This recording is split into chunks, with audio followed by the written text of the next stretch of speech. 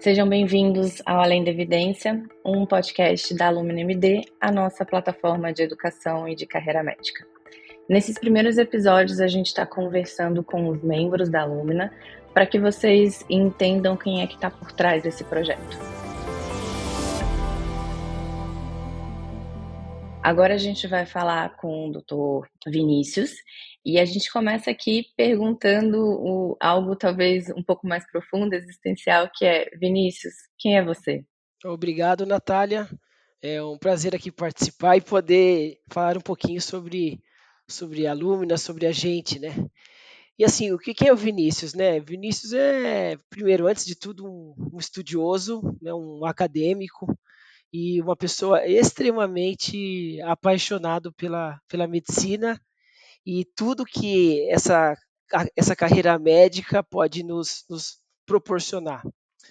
Ah, Dentro da carreira e do que é o Vinícius, né, eu percebo que a medicina permeia tanto a minha vida que eu não consigo me ver como separado das coisas que eu faço dentro da medicina e dentro da carreira médica. Então, eu posso dizer que o Vinícius é uma pessoa bastante acadêmica, bastante estudiosa e que também gosta muito de desafios multifacetários. Então, eu posso dizer que em diversos momentos eu fui um médico que, e sou até hoje um médico que põe a mão na massa, que opera pacientes, mas no outro polo também sou um médico que se debruça sobre a ciência, sobre tudo que pode existir, né, de mais acadêmico e de mais inovador na medicina. Além disso, tenho uma família, né, sou pai, tenho uma menina de 15 anos, sou professor universitário numa universidade federal, na Universidade Federal de São Paulo, e tenho um grande orgulho de estar fazendo parte de um projeto de inovação e de como a gente tenta mudar a saúde e tornar o mundo mais saudável numa operadora de saúde que se chama Alice. Então eu posso dizer que eu sou uma pessoa que penso bastante, planejo bastante as coisas para fazer e gosto de me sentir útil, não num determinado nicho, né, da medicina, e sim dando a oportunidade de que o Vinícius consiga transitar em diversas áreas, sempre tendo um alicerce, um pezinho assim em academicismo, em pesquisa e em desafios. Bom, você estava contando pra gente que tem uma filha de 15 anos, mas eu sei também que você é um cara super jovem, né? E aí a gente vem junto com isso com já diversos títulos e funções, ainda super novo na medicina. E aqui a gente está falando muito sobre como que a gente chega lá, né? E eu queria que você trouxesse aqui para quem está ouvindo, o que que você acha que é o teu diferencial? É essa sua característica de ser um cara programado? De pensar lá na frente, o que que foi que fez com que o Vinícius conseguisse ter esse local, ser esse médico de referência, de elite, super novo e ainda com muito tempo aí na frente da carreira? Eu sempre me considerei uma pessoa, até entre os meus amigos, assim, uma pessoa muito inquieta. Então, eu sempre procurei alguma coisa de diferente para fazer. E eu acho que é isso sempre permeou a minha trajetória desde a época da graduação. Então, desde que eu era aluno, eu me propunha a ir atrás de pesquisa, ir atrás de fazer monitorias, ir atrás de fazer coisas que estavam fora um pouco do escopo assim, do escopo mínimo, né, nuclear de um currículo médico. Então, isso de alguma forma, desde o começo, fez com que eu tivesse um tônus de desenvolvimento um pouco maior. Eu tive o privilégio de também ter amigos, colegas que nos ajudaram a construir um exemplo, né, e um exemplo e um tônus de planejamento para que a gente chegasse eh, por exemplo, já com 40 anos, com algumas coisas construídas, como, por exemplo, hoje eu sou professor, professor afiliado da universidade, já tenho doutorado defendido. Então, são coisas que na minha vida acadêmica me ajudou bastante E também é também um reflexo meu da minha vida pessoal. Por exemplo, de fato, eu tenho uma menina de 15 anos, eu tenho 40, né? Então, eu fui pai cedo, então isso me fez ter um senso de responsabilidade bastante grande desde do começo da minha vida. Eu também sempre gostei muito de me desafiar, então eu já corri 6 maratonas, então corri o mundo inteiro fazendo maratonas, então isso também é uma atividade que requer planejamento, que requer dedicação e esforço. Então, eu estou sempre me desafiando para que eu, de alguma forma, eu não fique parado numa mesma posição. E até a gente está falando desse podcast, assim, até a Lumina também é um grande exemplo disso, né? Então, é algo que a gente vai discutir isso ao longo aqui dessa nossa conversa, mas é algo que, de alguma forma, nos motiva a sair da zona de conforto e buscar algo de diferente. No meio da carreira, né? O que eu acho é o seguinte, a gente já discutiu um pouco sobre isso, eu discuto um pouco sobre isso com os meus residentes, com os alunos, é que a gente não deve, na nossa carreira, chegar num platô. Então, a gente deve evitar, eu falo assim, você evita e deve evitar ao extremo o platô. Pode ser que seu platô esteja já bem alto, assim, não interessa, você tem que estar sempre tentando subir a montanha ao invés de chegar no platô e manter o mesmo tônus, porque a manutenção desse mesmo tônus faz com que, ao longo do tempo, você vai se tornando menos relevante do que você gostaria, e aí você se projeta no futuro sendo menos do que, na ânsia da carreira, a gente gostaria de ser. A gente estava conversando com o Fábio no episódio anterior e ele trouxe um termo que ele falou que é inquietude, né? Ele sempre foi um cara inquieto. E para quem não sabe, Vinícius é irmão do Fábio. E então parece que essa característica aí de querer mais e ser inquieto, ela é familiar, né? Pois é, eu acho que a gente, eu costumo dizer, eu acho que um puxou um pouco o outro, assim, nessa parte, né? Eu sou mais velho do que ele e a gente eu tive bastante o privilégio de ter tutores dentro da universidade que me ajudaram muito, que foram exemplos, que é o que eu acho que falta bastante, sabe, nos dias de hoje, é que a gente tenha exemplos de execução e de planejamento para execução, para que a gente chegue num determinado ponto.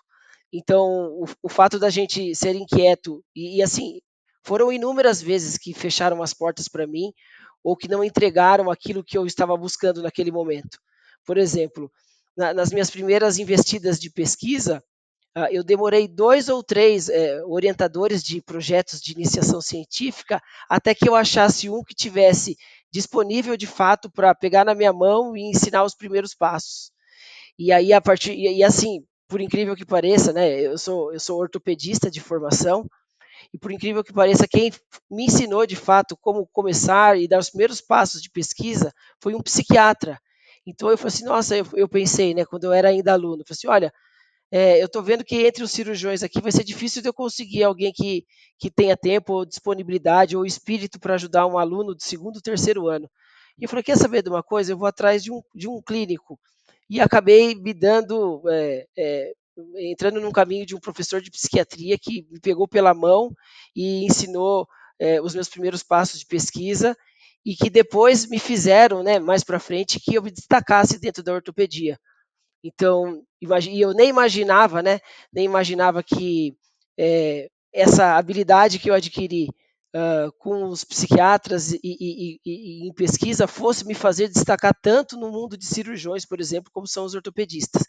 E isso, de alguma forma, foi um divisor de águas para mim durante o começo da minha carreira e é até hoje. Então, é algo assim, realmente a inquietude e de querer e de não achar que aquilo está bom e que a gente sempre pode melhorar, é, é algo bastante marcante, assim, tanto para mim quanto para o Fábio. É, mas legal você falar isso, porque essa questão de não dar certo no primeiro caminho, ou não saber qual é o caminho, eu acho que é um dos grandes problemas de quem está querendo mudar, né? A vontade está lá, você quer redesenhar a sua carreira, você quer chegar num outro local, mas está meio perdido em quais são as possibilidades, qual é o caminho, ou tentou um caminho que não deu certo. E uma das coisas que a gente está tentando trazer aqui que a gente vai trazer aqui com a Lumina, é exatamente mostrar esse caminho. São vários e ele está aí. Então, talvez a pessoa não precisa cometer os mesmos erros que outros já cometeram, se o caminho existe e eles são diversos e a gente precisa mostrar. E aí vem a minha próxima pergunta, que é: a gente já identificou que são vários caminhos, o teu está muito ligado à pesquisa e agora a uma inovação, uma medicina diferente, que é com a Alice. Como que esses caminhos apareceram para você? Veio dentro de você ser essa pessoa programada ou às vezes as coisas elas só aparecem na nossa vida? Olha, assim, as coisas não apareceram não, foi muito realmente planejamento, né, de ver o que estava acontecendo. Eu acho que eu fui feliz, no momento da minha graduação de fazer uma leitura de que eu precisava já naquele momento me diferenciar. E uma coisa que a gente pensa na graduação, né, que tudo na graduação se resume à nota, né, a nota de matérias, de disciplina, e assim, não, eu vou ter uma prova de fisiologia, eu preciso tirar 9, eu preciso tirar 10. E de fato, isso é muito importante para você se formar como um bom médico, mas as pessoas se esquecem que existem outras habilidades que hoje em dia o mercado valoriza o tanto quanto você ser um bom profissional do ponto de vista técnico, né? Então você tem que ter essas habilidades que são é, transversais à medicina, eu diria, né? Então, você saber fazer pesquisa, você saber escrever de uma maneira adequada, você aprender a se comunicar, aprender a dar uma boa aula, isso tudo faz parte de um conjunto de habilidades que eu sempre busquei, desde a época da graduação, e de alguma forma isso foi se materializando depois, na ortopedia eu encontrei bons tutores, e quando eu fui fazer doutorado eu encontrei outros tutores também muito bons, e naquela época eu gostava muito de fazer pesquisa de ponta, fazer ensaio clínico. Era na época do boom das revisões sistemáticas da Cochrane. Então a gente viveu uma emergência da pesquisa que foi muito legal, foi muito importante. A gente tinha um grupo muito forte que servia mesmo como um grande balizador, como um grande bloco de exemplo para que aquilo andasse de uma maneira positiva. E aí, nesse meio do caminho, né, eu percebi que esse negócio de você evitar o platô, eu percebi que na pesquisa eu tinha chegado já num patamar que já não fazia mais tanta diferença se eu tinha 40 publicações do PubMed ou 60, porque eu já tinha chegado num ponto que aquela habilidade eu já tinha mostrado que de alguma forma eu dominava parte dela. E aí foi quando esse negócio da inquietude a gente foi atrás então vamos tentar fazer uma outra coisa, né? E aí daí eu fui atrás de cuidar de gestão, né? Então eu fui atrás de fazer um MBA com 38 anos de idade, e aí o MBA me impulsionou tanto, e aí eu peguei esse background de pesquisa que eu tinha e conversando com as pessoas, e daí tem a importância do networking, de você de alguma forma conhecer diversas pessoas e as pessoas entenderem que você é capaz e terem um histórico de que você foi capaz em outras situações que você pode ser. E aí eu apliquei tudo que eu sabia, que eu pesquisava de medicina baseada em evidências, e fui para uma operadora de saúde justamente para implementar o que eu sabia da academia na prática. Então eu fui fazer, de fato, o que eu fiquei anos aprendendo de uma maneira acadêmica, né, e disseminando de uma maneira acadêmica, e fui aplicar isso pensando aí mais, por exemplo, na parte econômica, né, de custo-efetividade. Não, perfeito. E daí eu acho que era bem esse o ponto que você veio falando aqui na nossa conversa sobre ter encontrado uma pessoa que era esse psiquiatra que aí finalmente te abriu as portas, e aí depois, em outros momentos de estar ao lado de pessoas que pensam igual, e daí vem exatamente essa questão do networking, né? É, onde que isso entra?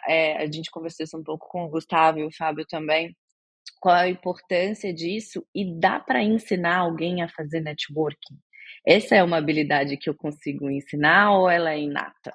Olha, eu acho que a resposta é sim e não, né. Eu acho que o networking, assim, primeiro, eu acho que é quase que impossível você, conseguir coisas grandiosas sem que você se relacione com as pessoas. Então eu acho que é importante, desde a relação e assim, e aí eu falo de uma maneira bem purista mesmo, né, da sua relação até com o pessoal que você trabalha, ou da relação sua com os seus familiares, todas essas relações são importantes para que você tenha, clareza e harmonia para que a coisa ande para frente. Então, de alguma forma, eu acho que a gente, precisa treinar fazer networking. Eu tenho bem claro que, por exemplo, o Fábio e o Gustavo, eles têm uma facilidade mais inata de fazer networking quando comparado a mim. Então, são pessoas mais expansivas e que já fazem isso há muito tempo, mas eu percebi, especialmente agora com o cargo de gestão, que essa é uma habilidade que a gente precisa construir bem, ela é extremamente importante e ela leva a gente a aonde a gente quiser, desde que a gente se mostre capaz. Eu acho que isso foi uma das mensagens que a gente falou, que nem só o network funciona, você precisa ter a substância para, né, fazer com que esses contatos, eles de fato sejam produtivos, mas é completamente necessário. Bom, para aqui é uma conversa rápida mesmo, e aí para finalizar, eu queria que você falasse um pouco sobre aonde que a Lumina está entrando na tua vida agora. Qual que foi aí para você o drive, a vontade de fazer outra coisa diferente e por quê? Assim, o que que você está esperando que isso entregue para a comunidade, para as pessoas que vão fazer parte dessa comunidade e o que que isso está trazendo para você, Vinícius, também nesse momento da tua vida? Bom, assim, a Lumina ela vem de verdade de uma preocupação e de uma aflição de ver, assim, de conviver como um educador, né, acadêmico, e de ver como a os nossos alunos e como as pessoas se projetam durante a carreira médica, né, que começa ali no vestibular, propriamente dito.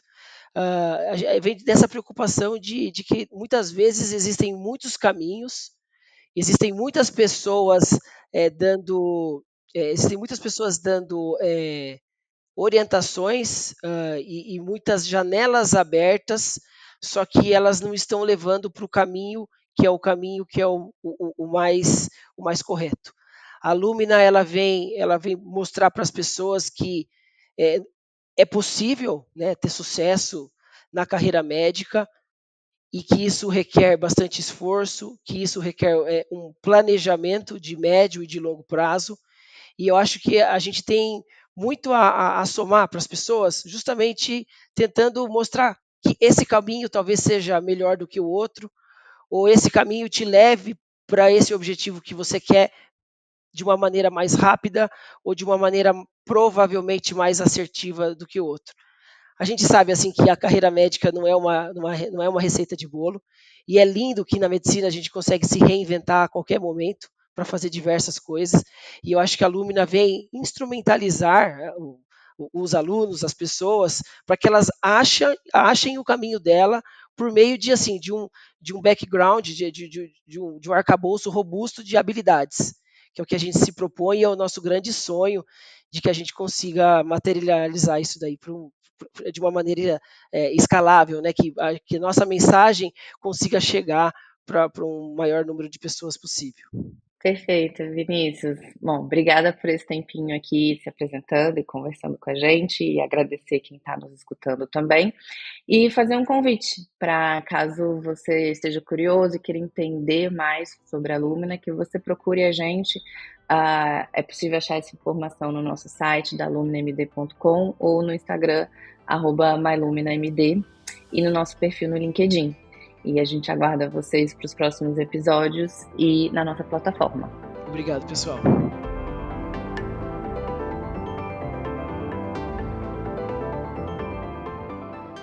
O Além da Evidência é um podcast da plataforma Lumina MD.